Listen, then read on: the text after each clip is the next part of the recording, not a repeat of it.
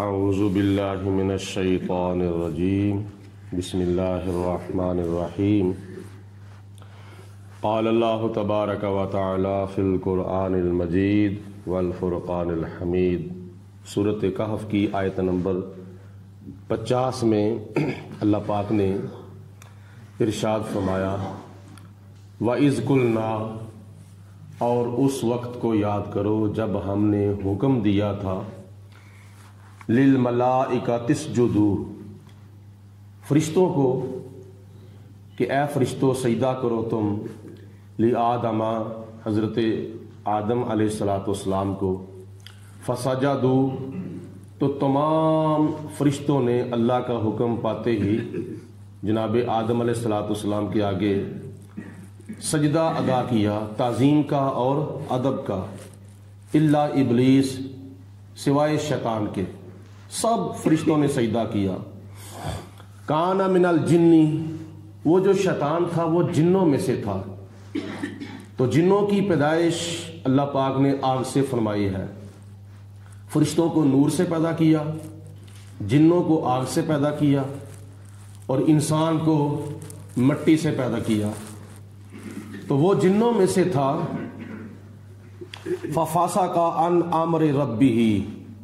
تو اس نے اپنے رب کے حکم کی نافرمانی کی۔ شیطان تھا آگ سے بنا لیکن رہتا تھا فرشتوں میں۔ یہ اللہ پاک کی ذات بابرکات کا ایک طریقہ ہے طبعی طور پر، جیسے کہ قرآن پاک میں یہ یا ایھا الذین آمنوا، اس کے آگے اللہ پاک نے حکم دیا ہے یا کسی کام سے منع کیا ہے تو یہ صیغہ مذکر کا ہے، تو طبعی طور پر اس کے اندر عورتیں بھی شامل ہیں۔ الذین ہے یہ مذکر کا صیغہ ہے، لیکن اللہ پاک نے اس کے اندر عورتوں کے بھی شامل کیا ہے۔ مثال کے طور پر یا ایھا الذین آمنوا کتب علیکم الصیام، اے ایمان والو تمہارے اوپر روزے فرض کیے گئے ہیں۔ تو اللہ زینہ اگرچہ مذکر ہے لیکن کیا عورتوں کے اوپر روزے فرض نہیں ہیں؟ عورتوں کو بھی اللہ پاک نے اس حکم کے اندر شامل فرمایا ہے۔ تو اسی طرح فرشتے نور سے پیدا ہوئے اور شیطان آگ سے پیدا کیا گیا، لیکن طبعی طور پر اللہ پاک نے فرشتوں کے اندر شیطان کو بھی شامل کیا تھا، لیکن اس نے سجدہ نہ کیا۔ فَفَسَقَ عَنْ أَمْرِ رَبِّهِ، اس نے اپنے رب کے حکم کی نافرمانی کی۔ جبریل، میکائیل، اسرافیل، عزرائیل، تمام فرشتوں نے اللہ پاک کے حکم کے سامنے سر تسلیم خم کر دیا۔ شیطان جو تھا وہ اکڑ گیا۔ اللہ پاک نے اس کے بعد فرمایا أَفَتَتَّخِذُونَهُ وَذُرِّيَّتَهُ أَوْلِيَاءَ مِن دُونِي، اے لوگو، اے میرے بندو، اے انسانوں، کیا میرے سوا تم شیطان کو اور اس کی ذریت کو یعنی اس کے دوستوں کو تم اپنا دوست بناتے ہو؟ میرے سوا، میں تمہارا خالق ہوں، میں تمہارا مالک ہوں، میں تمہارا رازق ہوں، میں تمہارا وارث ہوں، تو میرے سوا تم شیطان کو اور اس کی ذریت کو یعنی اس کی اولاد کو، اس کے پیروکاروں کو اور اس کی اتباع کرنے والوں کو تم اپنا دوست بناتے ہو۔ اللہ پاک نے فرمایا کہ اس کو اپنا دوست نہ بناؤ، نہ اس کے چیلوں چمچوں کڑچوں کو اپنا دوست بناؤ،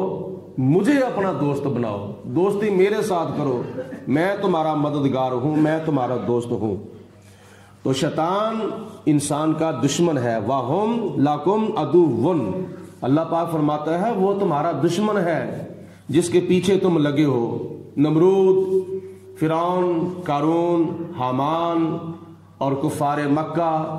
شداد وغیرہ وغیرہ، یہ جتنے بھی سارکش لوگ تھے یہ سارے کے سارے شیطان کے پیچھے لگے تھے، اپنے دشمن کے پیچھے۔ تو خدا تعالیٰ کی ذات نے ان کے پیچھے لگنے کی وجہ سے ان کو بھی گمراہ کر دیا۔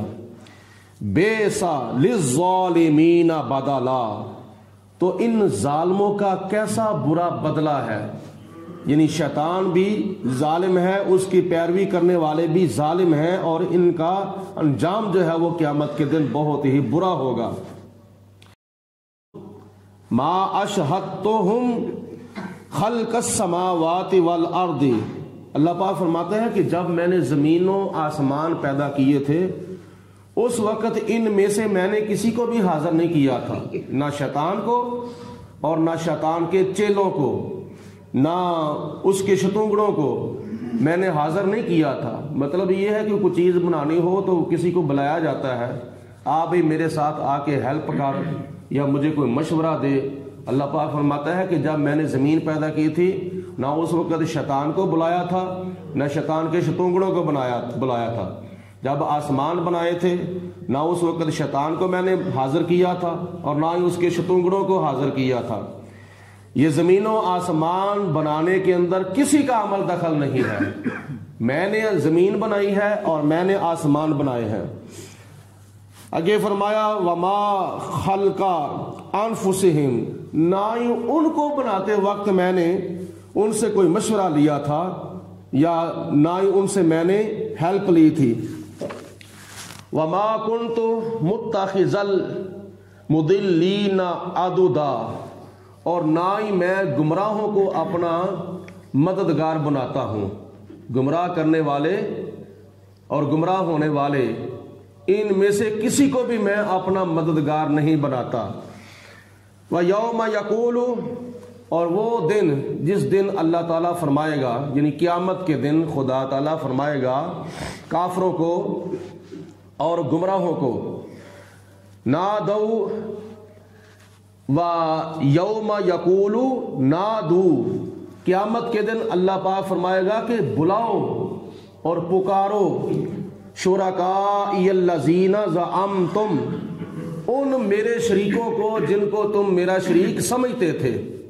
جن کو تم میرا شریک گمان کرتے تھے، یعنی اپنے بتوں کو بلاؤ جن بتوں کو تم میرے مد مقابل کھڑا کر کے ان کی پوجا کرتے تھے۔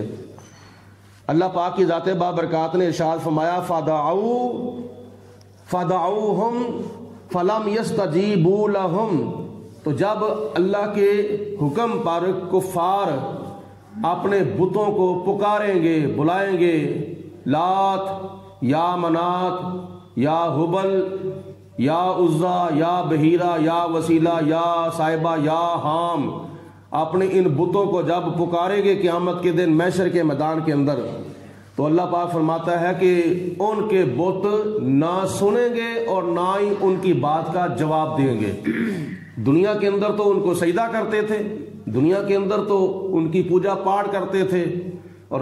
دنیا کے اندر تو ان کو اپنا مشکل کشا اور حاجت روا سمجھتے تھے ان بتوں کو۔ قیامت کے دن خدا فرمائے گا اب ان کو بلاؤ، یہ آئیں اور تمہیں جہنم کے عذاب سے بچائیں، کیونکہ میں تمہارا فیصلہ کرنے والا ہوں جہنم کے اندر بھیجنے کا، تمہارے کفر کی وجہ سے اور تمہارے شرک کی وجہ سے۔ تو اب ان کو بلاؤ تمہیں آ کے چھڑائیں، تمہیں آ کے جہنم کے عذاب سے بچائیں۔ تو وہ بلائیں گے اپنے بتوں کو، لیکن نہ وہ بت ان کی آواز کو سن سکیں گے اور نہ ہی ان کی بات کا جواب دے سکیں گے۔ وَجَعَلْنَا بَيْنَهُمْ مَوْبِقًا، اللہ پاک فرماتا ہے ان کے اور اہل حق کے درمیان ہم ہلاکت کی جگہ بنا دیں گے، یعنی اللہ پاک فرماتا ہے کہ ہم ان کو جہنم کے اندر داخل کر دیں گے، اور جب داخل ہونے لگیں گے وَرَأَ الْمُجْرِمُونَ النَّارَ، تو جب یہ مجرم لوگ، جب یہ کافر، مشرک اور ظالم، یہ لوگ خود بھی گمراہ اور اوروں کو بھی گمراہ کرنے والے بت پرست، جب یہ مجرم دیکھیں گے جہنم کو اور آگ کو، جہنم کے عذاب کو، فَظَنُّوا، تو ان کو یقین ہو جائے گا کہ اب ہمیں جہنم کے اندر پھینکا جائے گا، ان کو یقین ہو جائے گا کہ اب ہم جہنم کے اندر جانے والے ہیں۔ انہم مواقعوہا، کہ بے شک وہ جہنم کے اندر اب جانے والے ہیں، وَلَمْ يَجِدُوا عَنْهَا مَصْرِفًا، اور جہنم کے اندر جا کر پھر وہ کسی طرف بچنے کا راستہ جو ہے وہ نہیں پائیں گے۔ جہنم ان کو چاروں طرف سے گھیر لے گی، کسی طرف یعنی دائیں بائیں آگے پیچھے دیکھیں گے کہ کون سا راستہ ہمیں نظر آئے، ہم اس راستے پر پڑھ کے جہنم سے باہر نکل جائیں، لیکن ان کو کوئی جہنم سے باہر نکلنے کا راستہ نظر نہیں آئے گا، چاروں طرف سے وہ گھیر لیے جائیں گے۔ اللہ پاک نہ کرے، خدا نہ خواستہ کوئی بندہ جرم کر لیتا ہے تو پولیس اس کو پکڑ کے لے جاتی ہے، جا کر اس کو جب جیل کے اندر بند کر دیتی ہے تو جیل کی بڑی بڑی دیواریں جو ہیں وہ اونچی دیکھتا ہے، تو اب وہ خیال کرتا ہے کہ میں کس طرح باہر نکلوں، کس طرح باہر نکلوں، پھر وہ سوچنے کی تدبیریں کرتا ہے کسی طریقے سے میں اس قید سے، اس جیل سے باہر نکل جاؤں۔ تو جس طرح دنیا کی جیل سے، دنیا کی قید سے بندہ باہر نہیں نکل سکتا، تو جہنم جو ہے یہ تو آخرت کی قیدوں میں سے قید ہے، آخرت کی جیلوں میں سے جیل ہے، اور یہ آخرت کی سزاؤں میں سے سزا ہے۔ تو وہاں کیا نام ہے بندہ کیسے جہنم سے باہر نکلے گا؟ یہاں تو پھر بھی کبھی کبھار سننے میں واقعہ آ جاتا ہے کہ اتنے قیدی فرار ہو گئے، اتنے قیدی فرار ہو گئے، پولیس ان کے ساتھ مل گئی، یہ ہو گیا وہ ہو گیا، تو پھر یہاں سے کوئی نہ کوئی نکل جاتا ہے۔ لیکن قیامت کے دن جہنم کے اندر جب کفار داخل ہو جائیں گے تو فرشتے جو ہیں وہ ان کی نگرانی کریں گے، تو کیسے وہ بچ کر باہر نکل سکیں گے، کیسے جہنم سے چھٹکارا حاصل کر سکیں گے؟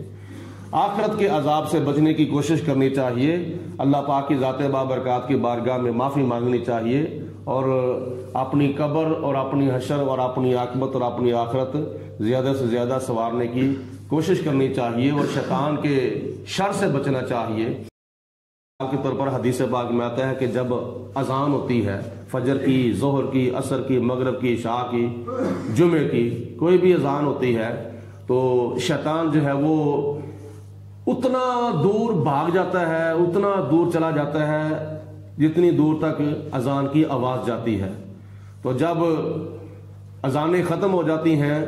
تو اس وقت شیطان پھر واپس آ جاتا ہے، اور آ کر پھر جن لوگوں نے نمازیں پڑھنی ہوتی ہیں ان کے دلوں کے اندر طرح طرح کے خیالات پیدا کرتا ہے، اور تو نے یہ بھی کام کرنا ہے، تو نے وہ بھی کام کرنا ہے، تو نے فلاں بھی کام کرنا ہے۔ کسی نہ کسی طریقے سے ان کو نماز پڑھنے کے معاملے میں رکاوٹ ڈالنے کی کوشش کرتا ہے۔ تو یہ سارے خیالات جو آتے ہیں نا، یہ جن کی وجہ سے بندہ نیکی کی طرف نہیں آتا، نماز کی طرف نہیں آتا، مسجد کی طرف نہیں آتا، آخرت کی طرف راغب نہیں ہوتا، وہ خیالات شیطان کی طرف سے ہیں۔ تو ان خیالوں سے بچنے کے لیے اللہ پاک کے پیارے حبیب علیہ الصلوۃ والسلام نے ہمیں وظیفے بتائے ہیں۔ اعوذ باللہ من الشیطان الرجیم، اس کا وظیفہ کیا جائے، لا حول ولا قوت الا باللہ العلی العظیم، اس کا وظیفہ کیا جائے تو ان وظیفوں کی برکت سے اللہ پاک اس کو شیطان کے خیالات سے محفوظ فرماتا ہے، اور اس کے دل کے اندر پھر آخرت کے تفکرات جو ہیں وہ پیدا ہوتے ہیں۔ خدا بندے قدوس کی ذات بابرکات ہم سب کو اپنے ایمان کے اوپر استقامت نصیب فرمائے۔ وآخر دعوانا ان الحمدللہ رب العالمین۔ صلاۃ و سلام علیک یا سیدی رسول اللہ۔